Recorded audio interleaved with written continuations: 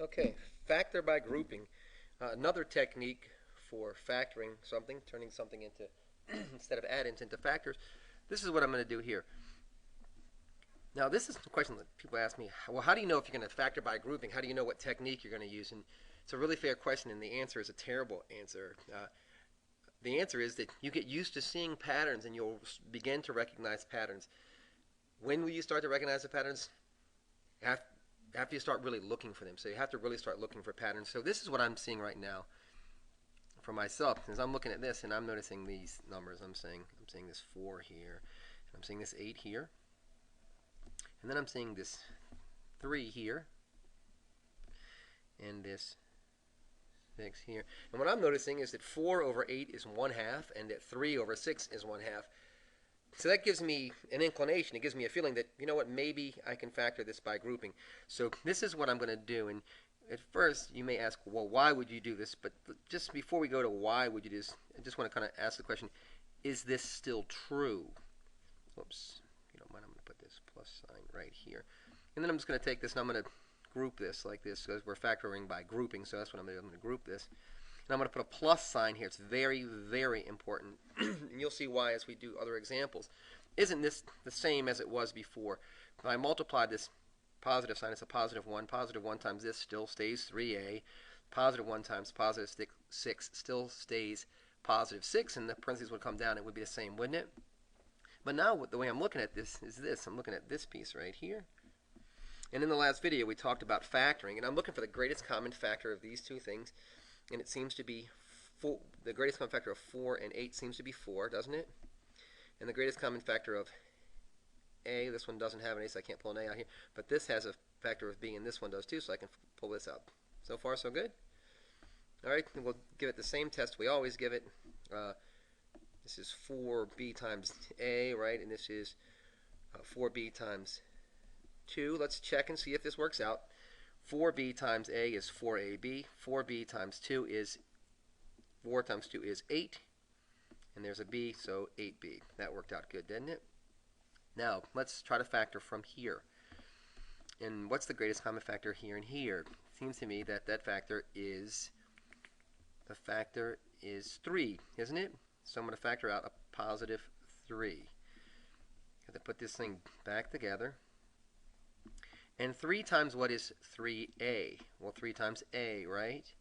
And then 3 times what is 6? Well, 3 times 2. Noticing something here? Noticing some similarity between these two things. See this a plus 2 here and a plus 2 here. Now, at first when I show this next step, you're going to go, oh my gosh, why is that true? But I'll prove why it's true, so just hang with me for a second. This is what I'm going to do. I'm going to take this 4b plus the 3. So 4b plus this 3 right here, plus 3. And I'm going to call that a quantity. And then I'm going to get rid of one of those, and then I'm going to take this one, a plus 2. Now check this out for a second. This does work. This works perfectly. It just seems real weird, but I can explain why it's true. Let's do FOIL now. You have to have remembered FOIL. So FOIL. And if we FOIL, we get 4b times a is, keep it in alphabetical order, so 4ab, like that, right? 4ab, right? That's this 4ab right here. 4b times 2 is 8b, isn't it? So I'm just using FOIL here, right? And then 3 times a is 3a, just like this, 3a. And then 3 times 2 is positive 6. So we got the same thing back. So we factored that by grouping. And now if you want to know why this is true, because look what we're doing here. If we want to see why this actually works, let's just do FOIL for a second. It's 4b times this a, right? That's right there, isn't it? So this and this are the same. Then we do 4b times 2, don't we? And that's this right here, isn't it? And then what we do is we do the 3 times the a, 3 times a, right? Well, look, that 3 times a is right there, isn't it? We're still doing it. We're just gathering the pieces up. And then we do 3 times 2, don't we? And if you look, that's what we were doing up here, isn't it? Okay, so that's why that works. I hope this is really helpful because this is a skill that when you get this skill, it will really, really pay off for you. Not just now while you're sitting in an algebra class, but in the future, it's going to come in really, really handy. So let's see if we can find one more to do. How about this one? 35x minus 5xy plus 3, whoa, wow, plus 3y minus 21. All right, just see how we're doing. We're doing good. Let's try this same thing, factor by grouping, right? This positive sign right here, I'm just going to move it in so you can see it because this is what I'm doing. It's really important. I'm not changing the sign of anything in the box, right? I'm just going to do this, if you don't mind, right? Have to be careful. This is a huge warning. Remember, this looks like we're multiplying. Well, I'm not multiplying. I'm still adding, right? So I have to put that addition sign in there so we don't get confused here. Just to test again, if I multiply this positive 1 through, nothing changed, did it? And then let's start factoring. The greatest common factor of 35 and 5 seems to be 5. Greatest common factor of x and x is x, isn't it?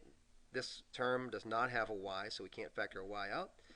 And then I'm going to put these parentheses back up and reconstruct this. 5x times what is 35x is 7, isn't that right?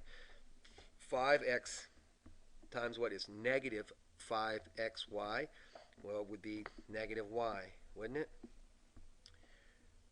Now here it gets a little bit weird, I think, because what are we going to factor out here? We're going to factor out 3 or negative. You know what you can do? It makes it a lot easier to see it. Well, I'm just going to leave it like that for a second. But here I want you to try to answer the question, why am I factoring out negative 3? I'm going to factor out a negative 3. Well, negative 3 times what? Negative 3 times what is positive 3y? And it would be y, negative y, wouldn't it? Right, negative times a negative, right? And negative 3 times what is negative 21 is positive 7. Now look at this for a second. This is going to bother people, but look, 5 plus 7, or whatever addition problem you have, is the same as 7 minus 5, right? Oh, 7 plus 5. And in the same way, if you did a subtraction problem, if you did 8 minus 6, it is exactly the same as negative 6, because this is a negative 6 here, plus 8. So you can move these terms around. So I'm just going to move them. This positive 7, right, I'm going to take this negative y here, and I'm going to put it here, negative y. We still have negative y, don't we? And we had a 7. I just had them in reverse order, right? I had negative y plus 7. When I switched their order, it stayed the same, didn't it? Now look what happens. I'm going to gather these two pieces and get 5x minus 3 times 7 minus y. And if you multiply these things out, guess what? You go right back to that. 5x times 7, 35x. 5x times negative y, negative 5xy. Negative 3 times 7, negative 21. Negative 3 times negative y, positive 3y. It worked perfectly. What we need is a lot of practice on this, so make sure you're doing your part.